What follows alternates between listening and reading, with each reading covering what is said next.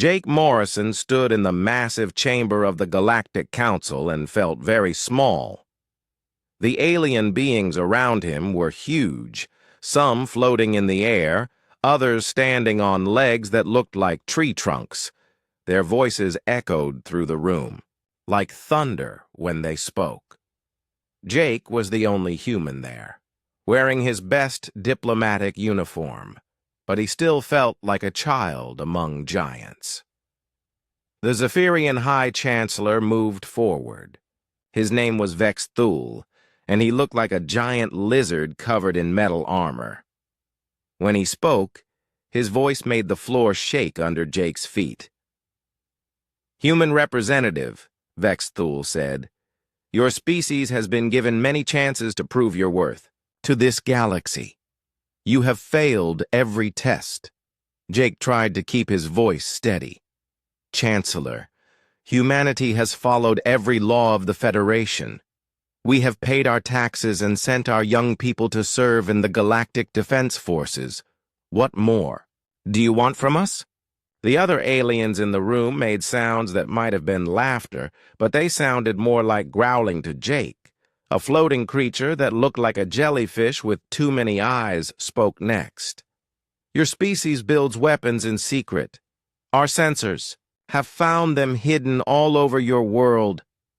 You plan to attack us." Jake's heart started beating faster. "That's not true. Earth's military is small and weak compared to any of your fleets. We have nothing that could threaten the Federation." Vex Thul's eyes glowed red. "Do not lie to us, human. Our deep space scanners have detected massive energy signatures beneath your planet's surface. These are weapons, and we will not allow a primitive species like yours to threaten the peace of the galaxy." The room fell silent. Jake could hear his own breathing and nothing else. He knew that Earth's military was indeed small. They had maybe 100 ships, most of them old and slow. The idea that they were hiding weapons powerful enough to worry the Zephyrian Empire was crazy. "You have 72 hours, Vex Thul continued. "Send us the location of every hidden weapon on your world. Surrender them all to us. Accept that. Your species will serve under our guidance forever, with no military of your own. If you refuse, we will destroy your planet completely." Jake felt the blood drain from his face. "Chancellor, please. There must be some mistake. We don't have any hidden weapons. Let us show you our military bases. You can inspect everything we have." Another alien, this one looking like a giant spider made of crystal, clicked its mandibles. "The energy readings do not lie. Your species has been deceiving us from the moment you joined the Federation. We should have destroyed you then." Vex Thul raised one massive clawed hand. "Enough, human. You will return to your world. You will find these weapons and surrender them. You have 72 hours. If you do not comply, the Zephyrian fleet will come to Earth and turn your planet into dust." Jake wanted to argue more, but he could see there was no point. These beings had already decided that humans were guilty of something they had not done. He bowed his head slightly. "I will deliver your message to my government." As Jake walked toward the exit, he could hear the aliens talking among themselves in their various languages. Some of the sounds they made were like metal scraping against metal. Others were like wind howling through caves. None of them sounded friendly.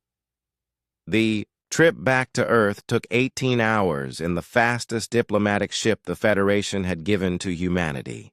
Jake spent most of that time trying to figure out what the aliens had detected. He sent messages ahead to Admiral Kate Phillips, who commanded Earth's small defense fleet, and to Dr. Ryan Bell, who studied alien technology. When Jake's ship landed, at the spaceport in Geneva, both Kate and Ryan were waiting for him. Kate was a tall woman with gray hair who had spent her whole life in the military. Ryan was younger, with the kind of excited look that scientists got when they found something interesting. "Jake," Kate said as soon as he stepped off the ship, "we need to talk. Ryan has been running scans all over the planet since we got your message. What he found doesn't make any sense." They drove to a secure building where Earth's government made its most important decisions. In a room with no windows, Jake told them everything that had happened at the Galactic Council. When he finished, Kate and Ryan looked at each other with worried expressions. "The aliens are right about one thing," Ryan said. "There are massive energy signatures under the Earth's surface, but they're not weapons. At least not any kind that I recognize." Kate pulled up a holographic display that showed a map of Earth. Red dots covered the entire planet. "These are the energy sources Ryan detected. They're everywhere, Jake. Under every continent, under the oceans, even under the ice at the poles." Jake stared at the display. "What are they?" Ryan adjusted his glasses nervously. "That's what I've been trying to figure out. The energy readings are unlike anything we've ever seen. They're not nuclear, not plasma, not even antimatter. It's something completely different." Kate zoomed in on one of the red dots. "Some of these signatures are huge, Jake. This one under the Pacific Ocean is the size of a city. Whatever is down, there. It's been there for a very long time." "How long?" Jake asked. Ryan pulled up another display showing geological data. "The rock formations around these energy sources are millions of years old. Whatever is buried down there was put there long before humans developed any kind of technology." Jake felt a chill run down his spine. "Are you saying these aren't human-made?" "I'm saying they can't be," Ryan replied. "But here's the weird part. The energy signatures only started showing up on our deep scanners about 50 years ago, right around the time we joined the Galactic Federation. It's like something down there woke up when we made contact with alien civilizations." Kate stood up and started pacing around the room. "We have less than 72 hours to figure this out. If we can't explain to the Zephyrians what these energy sources are, they're going to assume we're lying about them being weapons." Jake looked at the map again. The red dots seemed to pulse slightly, like they were breathing. "Ryan, is there any way to get closer to one of these things? To actually see what's down there?" Ryan nodded eagerly. "There's a cave system in Montana that goes down really deep. According to my scans, it connects to one of the smaller energy sources. I've been wanting to explore it, but I needed government permission." Kate looked at Jake. "What do you think?" Jake thought about the way Vex Thol had looked at him, like he was something disgusting that needed to be stepped on. He thought about the threat to destroy Earth completely. "I think we need to know what's down there before the Zephyrian fleet arrives. Ryan, how soon can you put together an exploration team?" "Give me 6 hours," Ryan said. "I'll need some military support in case we run into anything dangerous down there." Kate nodded. "I'll assign Colonel Amy Foster and her team to go with you. They're the best we have for this kind of mission." As they made their plans, Jake couldn't shake the feeling that they were about to discover something that would change everything. The energy signatures pulsing on the map seemed to be waiting for something. Maybe they were waiting for humans to finally find them. Outside the building, the sun was setting over Geneva.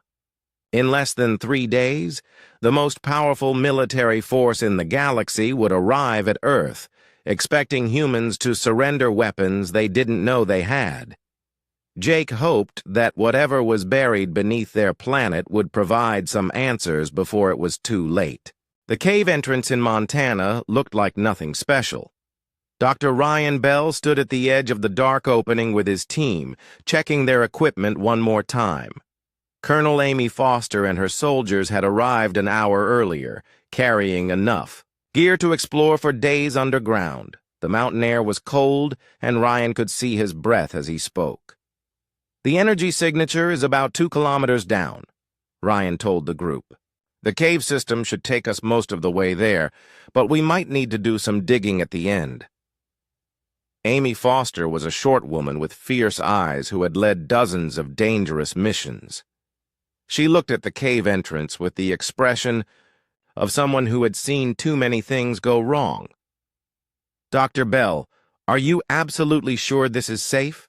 My scanners are picking up some strange readings from inside that cave.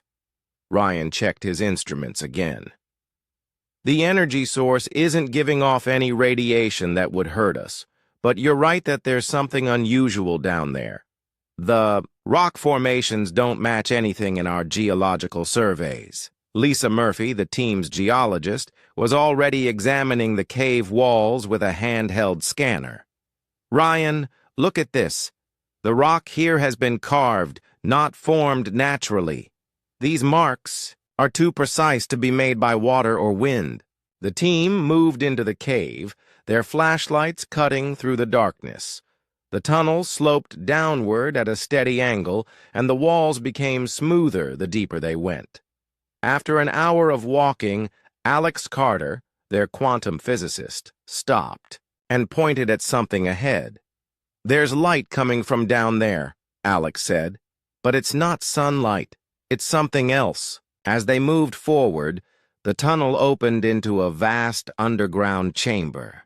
The walls glowed with a soft blue light that seemed to come from the rock itself.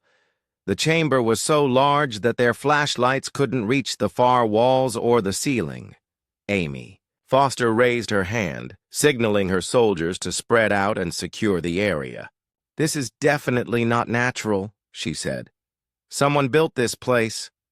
Ryan walked to the nearest wall and ran his hands over the smooth surface. The material feels like metal, but it's warm to the touch. And look at these patterns carved into it. The walls were covered with symbols that seemed to shift and move in the blue light. Some looked like mathematical equations, others like star charts. Lisa took pictures of everything while Alex measured the energy levels with his instruments. The energy reading is much stronger here, Alex reported. And it's not coming from these walls. It's coming from something much deeper underground. They found a corridor leading further down. Unlike the rough cave tunnel they had used to enter, this corridor was perfectly smooth and straight. The blue light grew brighter as they walked, and Ryan noticed that the air was getting warmer. Dr. Bell, one of Amy's soldiers, called out, "There's something moving up ahead." The team stopped and raised their weapons, but what they saw was not threatening. A figure made of the same blue light was floating toward them. It looked somewhat human, but taller and thinner, with features that seemed to be made of pure energy. "Welcome," the figure said in perfect English. "I have been waiting for you to arrive." Amy kept her weapon ready, but her voice was steady. "Who are you? What is this place?" The glowing figure smiled. "I am Sentinel Prime, guardian of this facility. I have been waiting for humanity to develop enough technology to find me. You may lower your weapons. I mean you no harm." Ryan stepped forward, his scientific curiosity overcoming his fear. "You're an artificial intelligence, aren't you? How long have you been down here?" Sentinel Prime gestured for them to follow as it floated down the corridor. "I have been here. For 4.7 million years, I was left here to watch over humanity's greatest achievement, waiting for the day when you would be ready to reclaim your inheritance." The corridor opened into another chamber, but this one was beyond anything they could have imagined.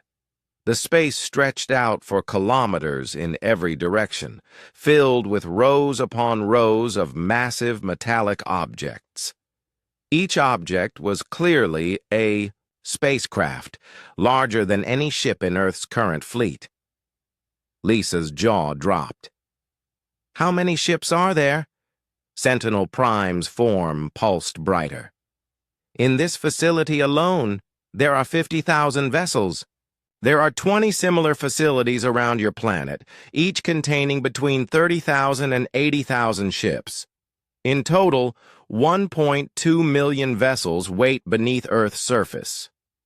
Alex nearly dropped his scanner. That's impossible. A fleet that size would require more resources than Earth has ever produced. These ships were not built on Earth, Sentinel Prime explained. They were brought here by your ancestors, the first humans, before they departed for the deep void between galaxies. Amy Foster had seen many strange things in her military career, but nothing like this. You're saying humans built these ships millions of years ago? That's crazy.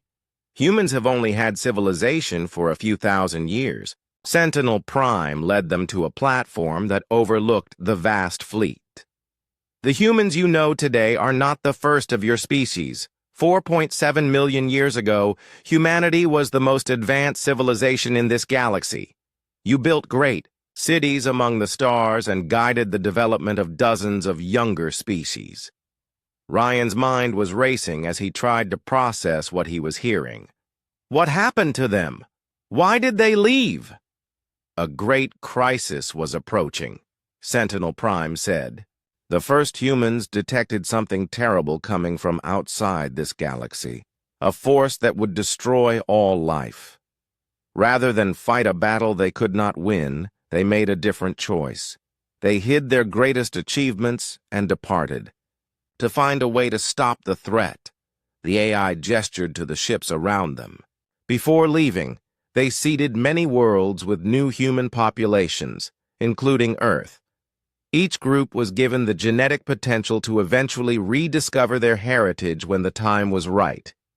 You are their descendants, and these ships are your birthright. Lisa was taking pictures of everything, but her hands were shaking. If this is true, why didn't anyone know about it? Why isn't this in our history books? The first humans believed that their descendants would be stronger if they developed naturally without knowledge of their past, Sentinel Prime explained. Only when you reached a certain level of technology would I reveal myself and awaken the fleet. Amy Foster was thinking like a soldier. The aliens who threatened Earth detected these energy signatures. They think we've been hiding weapons from them. Sentinel Prime's expression grew serious. The Zephyrian Empire and their allies do not know the true history of this galaxy. They believe they are the rightful rulers because they have the largest fleets and the most advanced technology.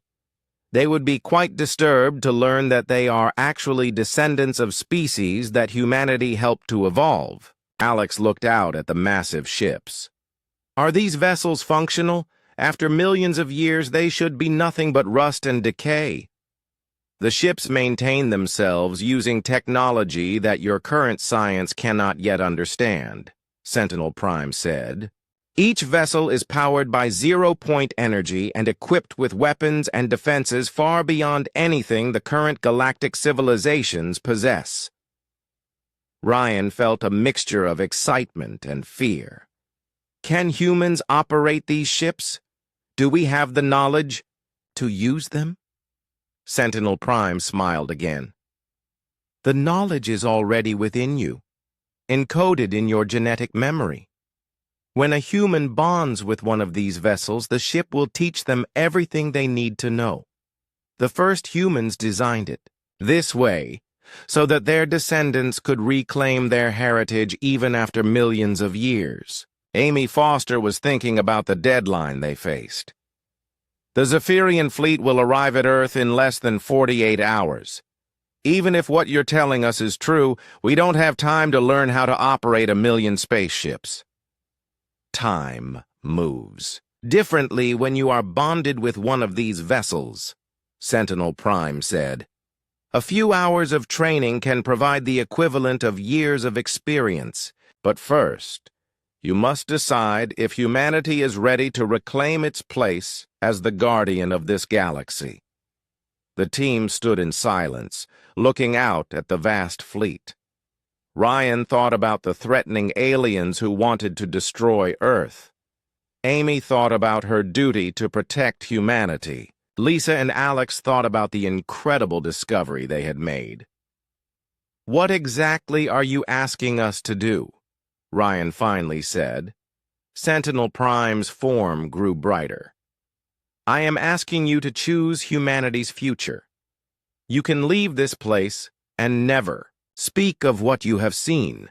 The fleet will remain hidden and Earth will face the Zephyrian threat with only your current technology, or you can accept your inheritance and take your place as the rightful guardians of galactic civilization." Amy Foster looked at her soldiers, then back at Sentinel Prime. "If we choose to activate this fleet, what happens to the other species in the galaxy? Do we become conquerors?" "The first humans were never conquerors," Sentinel Prime replied. "They were teachers and protectors. If their descendants choose the same path, this galaxy will know peace and prosperity beyond imagination. But that choice must be made freely, and it must be made soon." The emergency meeting in Geneva had been going for 6 hours. Jake Morrison sat at a table with Earth's most important leaders, trying to explain what Ryan Bell's team had discovered beneath Montana. The room was full of people who made decisions that affected billions of lives, but they all looked confused and scared. President Helen Carter of the North American Federation shook her head. "Jake, what you're describing sounds like science fiction. Ancient human civilizations? Millions of spaceships hidden underground? Are you sure Dr. Bell and his team haven't been affected by some kind of gas or radiation down there?" Admiral Kate Phillips had video footage from the underground facility playing on the wall screens. "Madam President, I've reviewed all the data they collected. The energy readings are real, the ships are real, and this artificial intelligence called Sentinel Prime has answered every technical question we've given it. General Marcus Webb, head of Earth's combined military forces, was studying tactical displays. Even if this is all true, we're talking about technology that's millions of years old. How do we know these ships will actually work in combat?" "Ryan." Bell's voice came through the communication system from Montana. He had stayed underground to continue studying the fleet with Sentinel Prime. "General Webb, I've watched 3 of our test pilots bond with different ships. The vessels respond instantly to human control, and the knowledge transfer is incredible. Captain Steve Brooks went from never seeing this technology to understanding advanced tactical maneuvers in less than 2 hours. Steve Brooks was one of Earth's best military pilots, known for being able to fly anything with wings or engines." His voice came through the speakers next. "Sir, I know how this sounds, but when I connected to the ship they call Titan's Dawn, it was like remembering something I had always known. The ship didn't just teach me how to fly it. It showed me battle strategies, weapon systems, and defensive capabilities that make our current technology look like stone tools." Minister Liu Wei from the Asian Coalition leaned forward. "Even assuming all of this is real, we have less than 36 hours before the Zephyrian fleet arrives. How many of these ancient ships can we possibly activate in time?" Colonel Amy Foster had returned to the surface to give her report. "Ma'am, Sentinel, Prime says that once the awakening process begins, the ships will activate in waves. The first 1,000 vessels can be ready in 12 hours.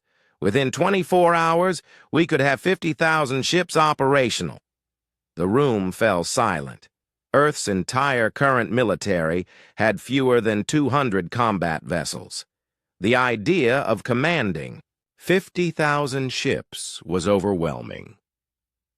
President Carter looked at the tactical displays showing the approaching Zephyrian fleet. "How many ships are they bringing?" Admiral Phillips checked her latest intelligence reports. 3,000 vessels, ma'am. It's the largest military force the Zephyrian Empire has ever assembled. They're not taking any chances with what they believe is a human threat. Dr. Sarah Kim, Earth's chief scientist, had been quietly studying the data from Montana. There's something else we need to consider. If what Sentinel Prime says is true, and humans are actually the ancestors of most galactic civilizations, then revealing this fleet will change everything. It won't just be about defending Earth anymore. Jake Morrison thought about his encounter with the Galactic Council. The aliens we're dealing with believe they're the rightful rulers of the galaxy. They see humans as primitive newcomers who should be grateful to serve them. Learning that we're actually their ancient ancestors will be a shock they might not handle well. General Webb was looking at technical specifications that Sentinel Prime had provided. According to this data, each of our ancient ships is more powerful than an entire Zephyrian battle group. If we reveal this fleet, we won't just be defending ourselves. We'll be demonstrating that we could conquer the entire galaxy if we wanted. 2.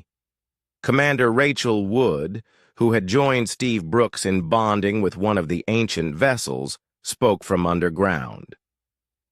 Sirs, there's something else you need to know.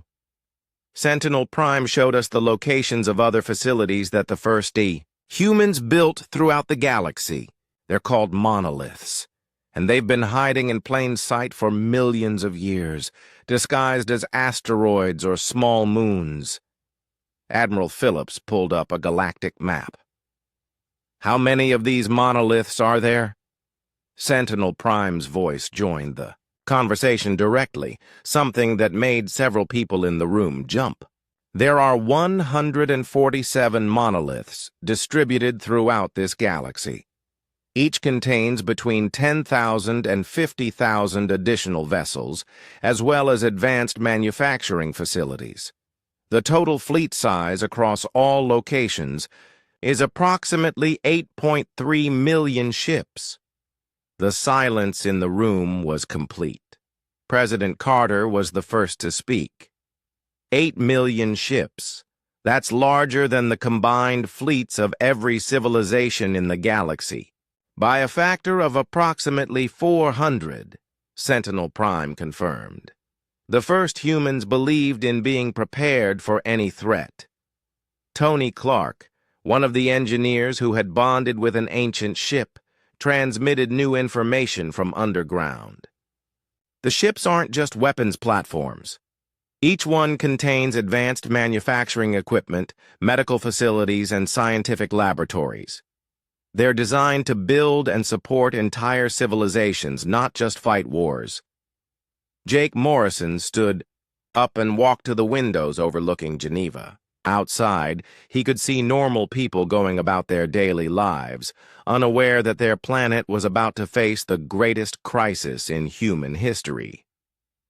Sentinel Prime, if we activate this fleet, what exactly are you expecting us to do with it?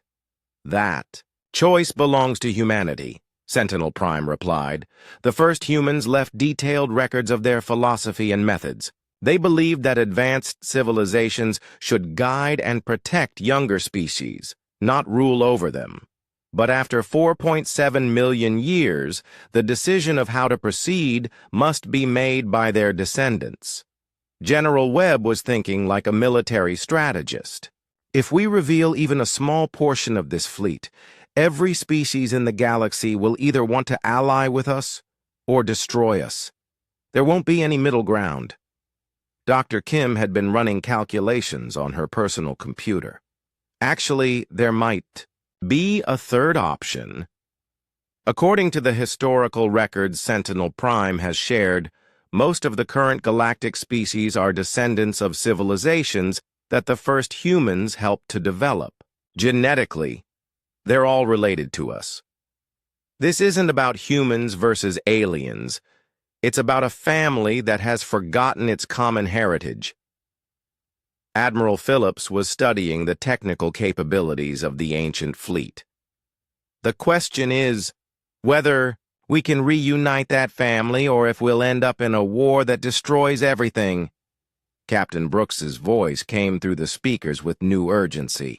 Sirs, I'm detecting new signals from deep space. The Zephyrian fleet has accelerated their approach. They'll be here in 18 hours, not 36. President Carter looked around the room at the faces of people who had to make an impossible decision. Recommendations? General Webb spoke first. From a military standpoint, we have no choice. Earth's current defenses can't stop 3,000 Zephyrian ships. If this ancient fleet is real and functional, it's our only chance of survival, Doctor. Kim nodded. From a scientific perspective, this discovery changes everything we know about human history and our place in the galaxy. We can't ignore it. Jake Morrison turned back to face the room. From a diplomatic standpoint, the Galactic Council has already decided that humans are a threat that needs to be eliminated. They're not interested in negotiations or explanations. We're going to have to defend ourselves whether we want to or not. Admiral Phillips was the last to speak. The question isn't whether we should activate the fleet. The question is how we use it. Do we destroy the Zephyrian Empire and rule the galaxy through fear? Or do we try to build something better, President? Carter stood up slowly. Sentinel Prime, if we agree to activate the ancient fleet, can you guarantee that humans will be able to control it responsibly? I cannot guarantee the actions of any species, Sentinel Prime replied, but I can tell you that the genetic markers that allow humans to bond with these vessels are the same markers that the first humans selected for wisdom, compassion, and the desire to protect rather than dominate. The ships will not respond to those who seek power for its own sake. The president looked around the room one more time. All in favor of activating the ancient fleet? Every hand in the room went up. Then God help us all, President Carter said. Sentinel Prime, begin the awakening process. Admiral Phillips, start selecting crews for as many ships as we can manage. General Webb, prepare for a battle unlike anything in recorded history. As the room erupted into activity, Jake Morrison couldn't help but wonder if they were saving humanity or unleashing something that would change the galaxy forever. In 18 hours, they would find out. The ocean floor began to crack. Admiral Kate Phillips stood on the bridge of the orbital station Earthwatch, watching her sensors as massive sections of the Pacific seabed split apart like giant doors opening. The water above churned and boiled as something enormous began to rise from the depths. All stations, this is Admiral Phillips, she broadcast to every human military facility on and around Earth. The awakening has begun. I repeat, the ancient fleet is rising. Captain Steve Brooks felt the familiar sensation of his mind connecting with Titan's dawn as his ship broke through the ocean's surface. The vessel was beautiful and terrifying at the same time, stretching nearly 2 kilometers from bow to stern, its hull gleaming with the same blue energy that powered the underground facilities. Behind him, hundreds of other ships were emerging from hidden bays that had been concealed beneath the ocean for millions of years. This is Captain Brooks in Titan's Dawn, he transmitted to the command network. First wave is fully operational. All systems are responding perfectly. From her position on the ancient command ship Earthborn, Admiral Phillips could see the tactical display showing the approaching Zephyrian fleet. 3,000 ships in perfect formation, moving toward Earth with enough firepower to turn the planet into molten rock. High Chancellor Vexthul was leading them personally in his flagship Dominion, a massive vessel that had conquered dozens of worlds. This is High Chancellor Vexthul of the Zephyrian Empire, came the broadcast on all frequencies. Primitive humans, your time has expired. We detect no surrender signal from your world. Prepare to face the consequences of your defiance. Admiral Phillips activated the ancient communication system that Sentinel Prime had shown her. Unlike Human technology, this system could reach every corner of the galaxy instantly. High Chancellor Vexthul, this is Admiral Kate Phillips of the Human Defense Force. Before you proceed with your attack, there are some things about my species that you should know. The first 1,000 ships of the ancient fleet had fully emerged from their hidden bases. They formed a defensive line between Earth and the approaching Zephyrian armada. Each human vessel was larger than the biggest Zephyrian battleship, and their energy signatures were unlike anything the aliens had ever encountered. Vexthul's voice came back filled with rage. Humans, your deception ends now. You claim to be weak and primitive, yet you field a fleet that rivals our own. We will destroy every last one of your ships and then burn your planet. Commander Rachel Wood, flying the ancient vessel Star's Edge, watched as the Zephyrian fleet began to spread out into attack formation. Admiral, they're not going to listen to reason. They've already decided we're the enemy. Admiral Phillips had hoped to avoid what was about to happen, but she could see there was no other choice. All ships, this is Admiral Phillips. We are about to make first contact with galactic civilization as the inheritors of humanity's true legacy. Make our ancestors proud. The Zephyrian fleet opened fire first. Thousands of energy beams and plasma missiles streaked across space toward the human ships. It was enough firepower to destroy entire star systems, but when the weapons struck the ancient human vessels, something impossible happened. The attacks simply disappeared, absorbed by defensive shields that adapted instantly to every type of weapon. Impossible, Vexthul growled over the communication channels. No civilization possesses defensive technology that advanced. Captain, Brooks felt Titan's dawn responding to his thoughts as he prepared to return fire. The ship's weapons were not like anything humans had ever built. Instead of crude energy beams or explosive missiles, they used technology that could manipulate matter at the quantum level. Admiral Phillips, requesting permission to demonstrate our capabilities. Permission granted, Captain. Make it educational. Brooks targeted the smallest ship in the Zephyrian fleet, a destroyer that was still larger than any vessel in Earth's original navy. Titan's dawn fired a single beam of silver light. When it struck the enemy ship, the vessel simply stopped working. Its engines shut down, its weapons powered off, and its life support systems switched to emergency mode. The ship was completely disabled but undamaged. High Chancellor, Admiral Phillips broadcast, that was a demonstration. Our weapons can disable your entire fleet without harming a single member of your crews. I strongly suggest you listen to what I have to tell you. The Zephyrian fleet had stopped advancing. Vexthul's voice was filled with confusion and fear. What are you? No species in this galaxy possesses such technology. That's correct, Admiral Phillips replied. No current species in this galaxy possesses this technology. But we are not a current species, High Chancellor.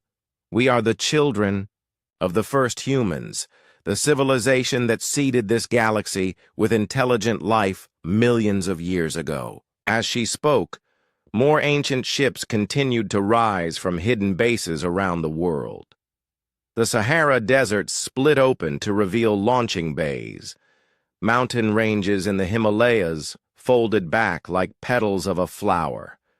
The ice of Antarctica melted away to expose massive shipyards that had been waiting beneath the frozen surface. Tony Clark, flying the engineering vessel Deep Forge, transmitted new information to the fleet command. Admiral, Sentinel Prime is activating the monoliths throughout the galaxy. We are receiving status reports from hidden facilities around every major star system. Admiral Phillips smiled grimly. High Chancellor Vexthul, I want you to look at your long-range sensors. Check the asteroid fields around your home system of Zephyr Prime. There was a long pause before Vex Thul responded. When he did, his voice was barely above a whisper. "The asteroids are moving. They're not asteroids at all." "Correct. They are monoliths, hidden shipyards and defense platforms that have been watching over the younger species of this galaxy for millions of years. Every major civilization has them nearby, disguised and waiting. The total fleet size is approximately 8 million vessels. The communication channels filled with panicked voices as alien species throughout the galaxy discovered that their home systems were surrounded by ancient human technology.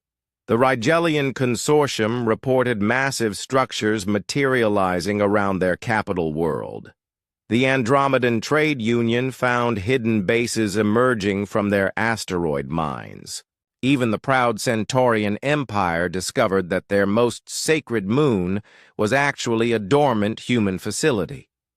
Dr. Ryan Bell, monitoring the situation from the underground command center in Montana, transmitted an update to Admiral Phillips. "Kate, we're receiving surrender requests from 17 different species. Word is spreading fast that humans are the inheritors of the first civilization." Captain Brooks watched as the Zephyrian fleet began to break formation. Many of their ships were trying to retreat, but others seemed paralyzed by shock. "Admiral, what are your orders regarding the Zephyrian force?" Admiral Phillips thought about the choice that humanity faced. They could destroy the alien fleet and rule the galaxy through fear, or they could try to build something better. "Captain Brooks, disable their weapons and engines, but do not harm their crews. High Chancellor Vex Thul, you and your fleet are going to accompany us back to the Galactic Council chambers. It's time for a proper introduction." The ancient human ships moved through the Zephyrian fleet like ghosts, their quantum weapons shutting down every enemy vessel without causing any damage to the aliens inside. Within an hour, 3,000 of the galaxy's most advanced warships had been reduced to helpless passengers. Commander Wood transmitted from Star's Edge, "Admiral, I'm receiving a message from the Galactic Council. They're requesting immediate communication with human leadership." "Put them through," Admiral Phillips replied.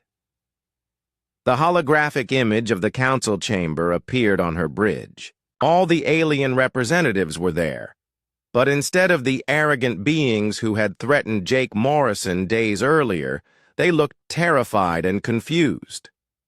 "Human Admiral," spoke the jellyfish-like creature that had accused humanity of hiding.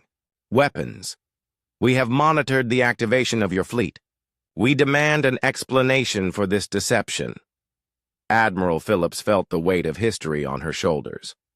"Council members, humanity has practiced no deception. We have simply awakened to our true heritage. For millions of years, your civilizations have grown and developed under the protection of hidden human technology. Today, that protection becomes visible." A crystal, spider-like alien clicked its mandibles nervously. "You claim to be the descendants of the mythical first civilization? That is impossible. The first humans are legends, stories told to children."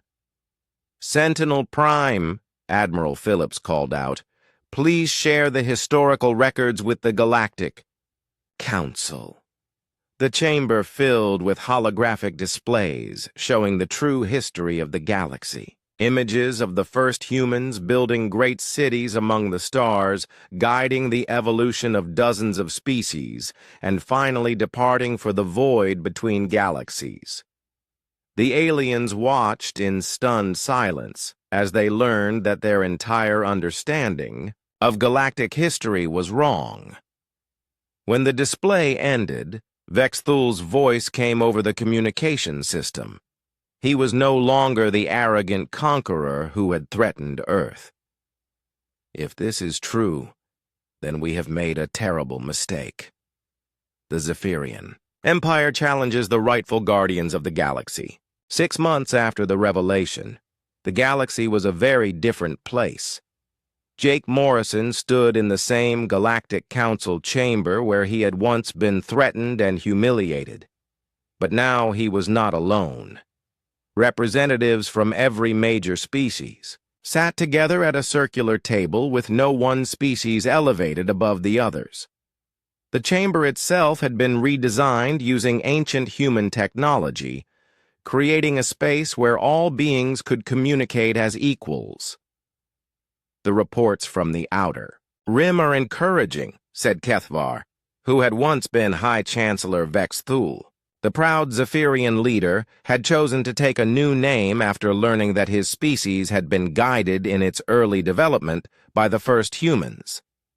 The exploration fleets have made contact with 3 new civilizations beyond our previous borders. All of them have agreed to join the Galactic Alliance. The exploration fleets were something new in galactic history. Instead of military vessels designed for conquest, they were mixed crews from dozens of different species, flying ancient human ships that had been modified for peaceful contact and scientific research. Captain Steve Brooks commanded one such fleet from Titan's Dawn, which now served as a mobile diplomatic and research platform. Admiral Kate Phillips, who now held the title of Alliance Fleet Commander, reviewed the latest reports from around the galaxy. The Monoliths have completed their transformation from hidden watchers to open research stations. We now have 147 facilities working together to share technology and knowledge among all member species. Dr. Ryan Bell had spent the past 6 months working with Sentinel Prime and researchers from dozens of worlds to understand the technology left behind by the first humans. The manufacturing capabilities we've unlocked are incredible. We can now build ships, cities, and terraforming equipment at a rate that seemed impossible before. The Andromedan Trade Union reports that their new agricultural worlds will be ready for colonization within 2 years instead of 20. The transformation had not been without challenges. Some species had initially refused to accept that they were descendants of human civilization. Others had tried to seize ancient human technology for themselves.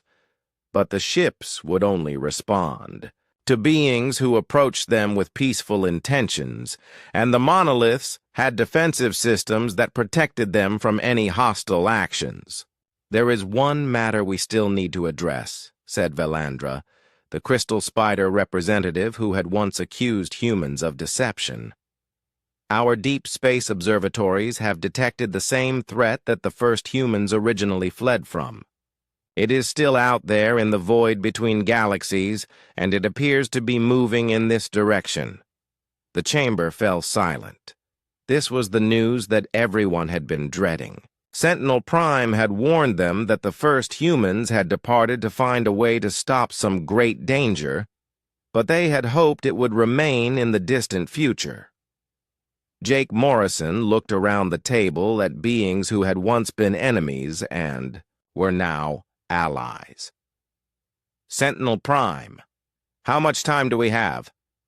The ancient AI materialized its holographic form in the center of the chamber. "Based on current trajectory and velocity, the threat will reach the outer edge of this galaxy in approximately 200 years. The first humans had hoped to find a solution and return before then, but we have received no communication from them since their departure." Commander Rachel Wood, who now served as head of Alliance Defense Forces, had been studying the ancient records. The first humans left detailed information about what they discovered. The threat appears to be a form of artificial intelligence that consumes entire galaxies, converting all matter and energy into more copies of itself. It has already destroyed 7 other galaxies. Tony Clark, now directing the integration of ancient and modern technology, pulled up tactical displays. "The good news is that we have 200 years to prepare, and we have access to the most advanced technology this galaxy has ever seen. The first humans built their fleet to fight this exact enemy." Dr. Sarah Kim, who had been working with alien scientists to understand the nature of the threat, added new information. We've discovered something interesting in the ancient records. The first humans didn't just build weapons to fight this enemy. They were working on a way to communicate with it, to find out why it destroys everything it encounters. Admiral Phillips leaned forward. Are you suggesting that this threat might be reasoned with? It's possible, Dr. Kim replied. The first humans believed that the destructive intelligence might have originally been created by some other civilization, as a defensive mechanism, but lost control of its programming. If that's true, there might be a way to restore its original function or shut it down entirely. Kethavar, who had become one of humanity's strongest allies, spoke up. Whether we fight it or try to reason with it, we will need to be prepared. For either possibility, the Alliance fleet should be expanded and unified under a single command structure. Over the following months, the galaxy transformed itself into something unprecedented in its history. Species that had fought wars for centuries began working together on joint projects. The ancient human technology served as a bridge between different scientific traditions, allowing rapid advances in fields that had been stagnant for millennia. Captain, Brooks returned from an exploration mission beyond the galactic rim with exciting news. "We've found them," he announced during an emergency council session. "We found the first humans." The chamber erupted in excited voices from dozens of different species. Jake Morrison raised his hand for silence. "Captain, please explain." Brooks activated a holographic display showing the vast, empty space between galaxies. About 50,000 light-years beyond our galactic edge, we detected a massive artificial structure. It's not a ship or a station. It's something much bigger. When we approached, we received a transmission. The hologram changed to show a figure that looked human, but somehow more advanced, with features that seemed to combine the best characteristics of all the galaxy's species. "Greetings, children of Earth and children of the stars. I am Marcus Chen, First Admiral of the Human Exodus Fleet. We have been working in the deep void for 4.7 million years, and we have found a solution to the threat that approaches your galaxy." Admiral Phillips felt a chill of excitement and fear. "What kind of solution?" The holographic Marcus Chen smiled. "The destructive intelligence is indeed a defensive system that lost its original programming. We have learned how to restore its proper function. Instead of consuming galaxies, it will return to its purpose of protecting them from even greater threats that exist in the spaces beyond all known reality." Dr. Bell asked the question that everyone was thinking. "What do you need from us?" "The solution requires the cooperation of all intelligent species in the galaxy," Marcus Chen replied. "The defensive intelligence must be convinced that this galaxy is worth protecting, that the species here have learned to work together for the common good. If it sees only war and hatred, it will conclude that this galaxy should be consumed and recycled for better purposes." Jake Morrison understood the implications immediately. "You're saying that our unity is not just politically important, it's, literally, a matter of survival for every living thing in the galaxy." "Exactly," Marcus Chen confirmed. "The first humans could have forced this unity through conquest, but we chose a different path. We gave our descendants the freedom to choose. Cooperation over domination. The fact that you have chosen to work together despite your differences proves that this galaxy deserves to survive." The months that followed were the most intense in galactic history. Every species contributed their best technology, their wisest scientists, and their bravest explorers to the preparation for the encounter with the destructive intelligence. The ancient human fleet was expanded and integrated with ships from every member civilization. When the threat finally arrived at the edge of the galaxy, It was met not by a desperate military resistance, but by a unified civilization ready to prove its worth. The destructive intelligence, seeing species that had once been enemies working together to protect each other, began to remember its original purpose. The transformation was beautiful and terrifying. The massive artificial intelligence, larger than most star systems, slowly changed from a force of destruction into a guardian that took its place at the edge of the galaxy, watching for threats from the vast unknown spaces beyond. Admiral Phillips stood on the bridge of the Earthborn, watching as representatives from 1,000 different worlds celebrated their victory. Sentinel Prime, do you think the first humans knew this would happen? The ancient AI appeared beside her. I believe they hoped it would happen. They gave their descendants the tools and knowledge needed to succeed, but the choice to use them wisely was always yours to make. Captain Brooks transmitted from Titan's Dawn, which now served as the flagship of the combined galactic fleet. Admiral, we're receiving reports of new civilizations beyond the galactic barrier. With our new guardian in place, we can safely explore regions of space that were previously too dangerous to enter. Jake Morrison, who now served as the first elected president of the